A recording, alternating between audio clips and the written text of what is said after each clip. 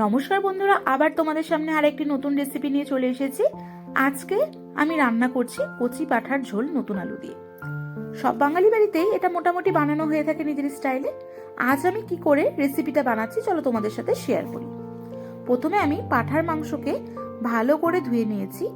এখন আমি এর মধ্যে প্রথমে দিয়ে দিব পেঁয়াজ কুচি, কিছু কাঁচা লঙ্কা চেরা, আদা রসুন বাটা, সব গুঁড়ো মশলা, পরিমাণ মতো হলুদ, লবণ, জিরের গুঁড়ো, ধনের গুঁড়ো, লঙ্কার গুঁড়ো, সর্ষের তেল আর সামান্য টক দই, টমেটো দিয়ে ভালো করে মেরিনেট করে 15 মিনিট রেখে দেব। তারপর কড়াইয়ে 2 চামচ ঘি দিয়ে তাতে গোটা গরম মশলা, এলাচ, দারচিনি, লং, তেজপাতা, শুকনো লঙ্কা ফোড়ন দিয়ে ম্যারিনেট করা মাংসটা দিয়ে ভালো করে মিশিয়ে নেব।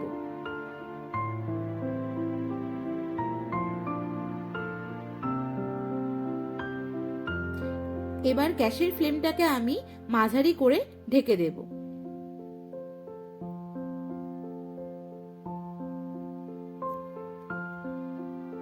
বন্ধুরা দেখতেই পাচ্ছেন আমার মাংস থেকে জল ছাড়তে শুরু করে দিয়েছে।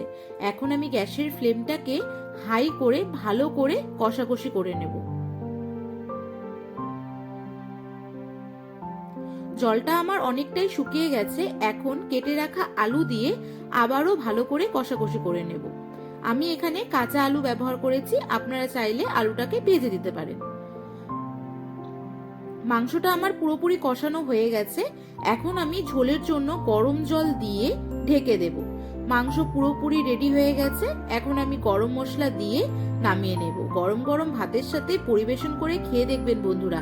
এভাবে রান্না করলে দুপুরে চালটা একটু বেশিই নিতে হবে। আপনাদের যদি ভিডিওটা ভালো লেগে থাকে তবে একটি লাইক, কমেন্ট আর চ্যানেলটিকে সাবস্ক্রাইব করে দিবেন।